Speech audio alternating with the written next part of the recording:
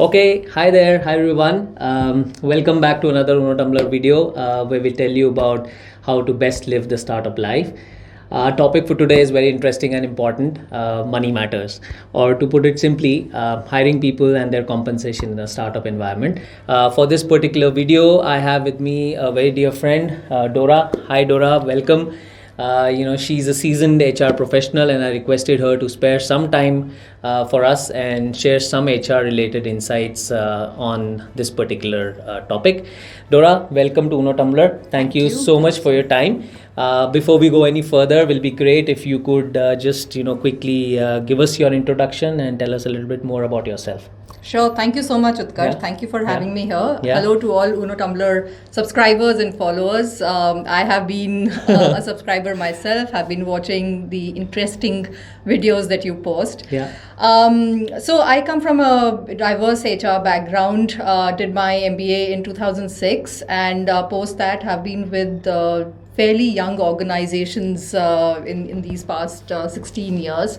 Have seen a lot of organizations be successful in their startup journey, and also seen organizations who had to shut shop because they couldn't really survive the startup world. Right. So happy to be here to Thank kind you. of share my knowledge of HR that exists in young organizations. Thank you. Thank you so much. Thank you so much, Dora. So, and Dora has forgotten to mention she's an author as well. Yeah, that's one aspect that you should definitely tell our viewers about. She's written books for children, right? So, Yes. a little bit more about that. Yeah, so I have a lot of interest in communication skills as a topic, and that's something I also talk about from a corporate perspective. But what I realized while raising my two young girls, we are still relying a lot on Western literature to shape our child's thinking and expression. Right. The Amar Chitra Kathas one side, but anything else is very difficult to find. So I thought of venturing into this field as well. Have published 3 books, Wow. which are picture books. 3? They yeah. 1 to 3? Yeah, I'd only known about 2. Yeah, so 3 children's books. Uh-huh. These are aimed at kids with 2 to 6 years of age. Sorry, HR jargon. Sorry. So kids with 2 to 6 Right. years who are in that age bracket, early readers, so they can kind of navigate the Wonderful. words themselves. Wonderful. But all my books are made with the intent so that children can think. Okay. When they're going through the story, there comes a page where the parent who's sitting with the child will obviously ask a question, what do you think is going to happen next? Right. And the child gets curious to figure out the end of the story. Right. And that's what my intent is, open up the minds of kids, and that's why I'm into the children's space Super. as well. Super. It's great, guys. My kids aged 3 and 5, they absolutely love her books, right? So please, check it out. I'll throw in the description. So please, go in there and figure out, what Dora is up to. So, all right. Thank you, Dora. Thank you for your introduction. And like I said, will be great to hear your insights into, what is happening from an HR point of view when we come to startups, right? Yes. So we'll get started, right? So I have with me a few questions that I've already kind of noted down, and will let me just kind of put them out to you. Okay, so Sure. Here we go. First one. How does one typically hire for a startup, right? What goes on behind the scenes, right? In a startup, some decisions kind of happen in a jiffy, right? And some kind of take a long time, right? And obviously there's a lot of cost implications in terms of hiring as well, right? So typically what goes on behind the scenes? Sure. So hiring for a startup is different from hiring for a matured organization. In a matured organization, hiring would typically begin from budgeting stage itself. When the annual operating plan for an organization is getting made, that's when the headcount calculations, the cost impact for manpower would start in. What kind of an organization structure do we need? In this organization structure, what kind of a skill set do we need this year? In this particular skill set, where do we kind of go and get this talent from? Do we groom our internal people to take up these roles, or do we buy it from outside? Right. So it's a very holistic scientific exercise that happens in a mature organization. And then typically the sourcing will begin, the screening will begin. Right. The screening will have a lot of steps in itself. They'll have psychometric tests, they'll have as long as 8 to 10 interview rounds, then the offer discussions, and then the candidate joining is another process altogether.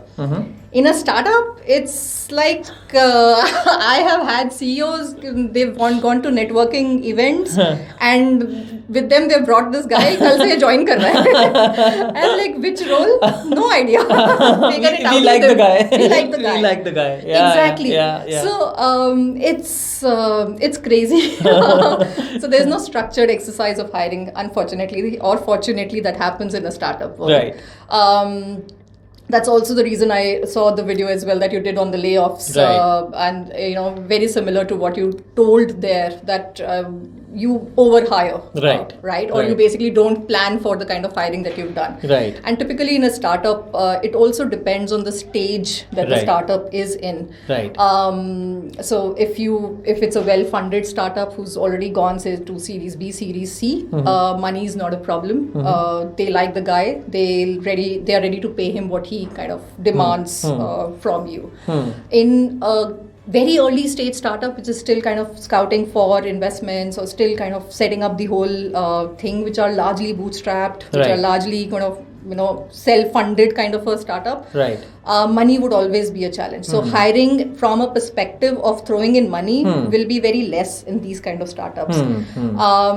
Typically, the sourcing mix in any organization from an HR standpoint, it will be a well-rounded pie chart, which will have, say, 20% sourcing being done through recruitment consultants. 10 to 15% being done through campus hiring. Right. You'll have employee referral by, the part of the slice. Right. Then you'll have your internal job posting. So it's a Right. well-rounded pie chart Correct. that exists. Right.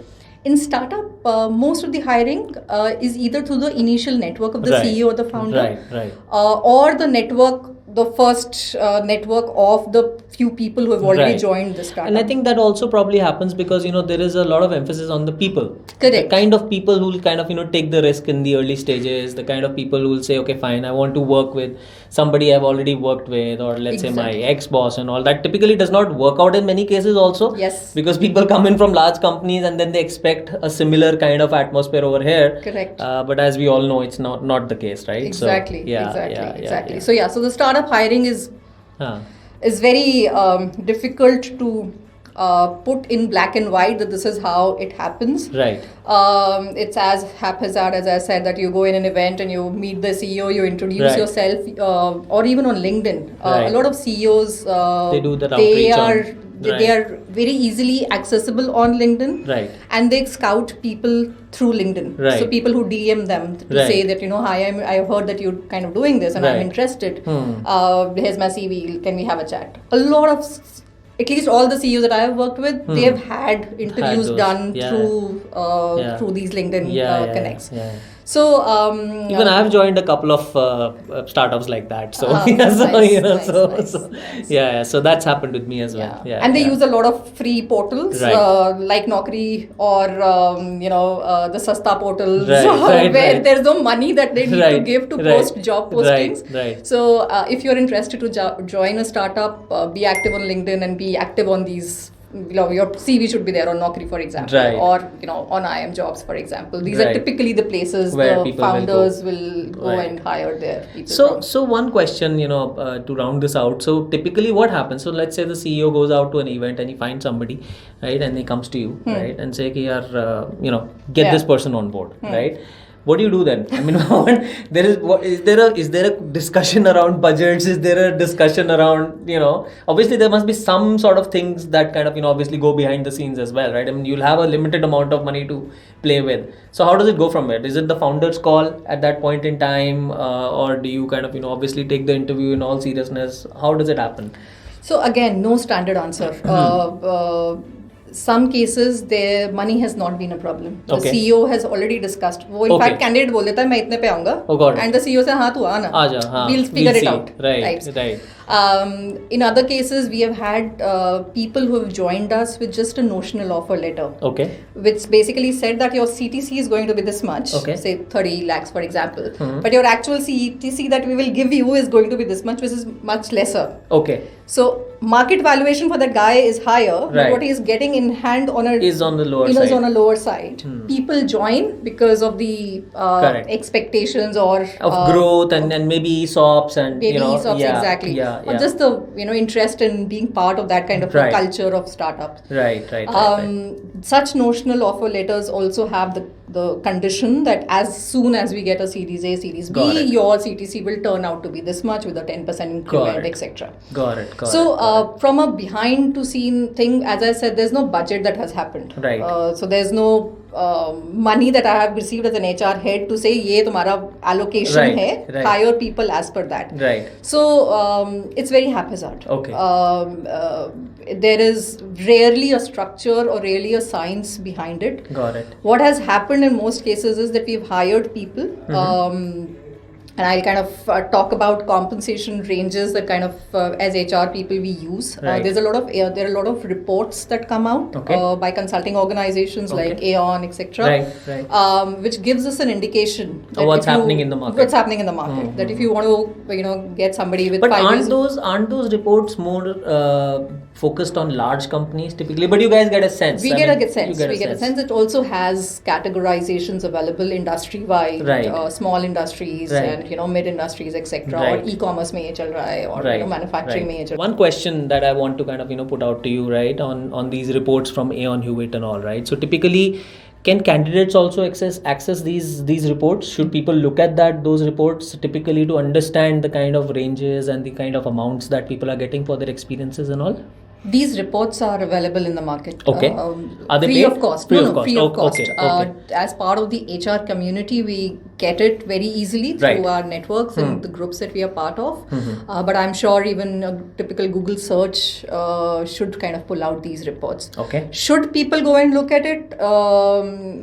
Yeah, maybe. If you are not sure of the compensation that you should kind of demand from Right. from the company that you're about to Right. join in, then you should go and refer to these reports. Right. It'll be good in a way also, right? I mean, typically, if there is a sort of industry-wide report that kind of is widely accessible to everybody, right? Yes. You will also be able to tell people that, boss, you need to benchmark yourself against Correct. that, right? Correct. Because we know the kind of overheated salaries that a few brackets are kind of have been Yes. asking for, and unfortunately, guys, you might not realize it, but it becomes a risk for you, right? So I'm not saying I'm all for kind of you guys making tons of money, right?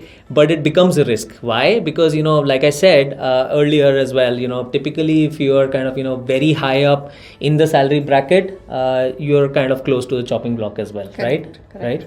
So Absolutely.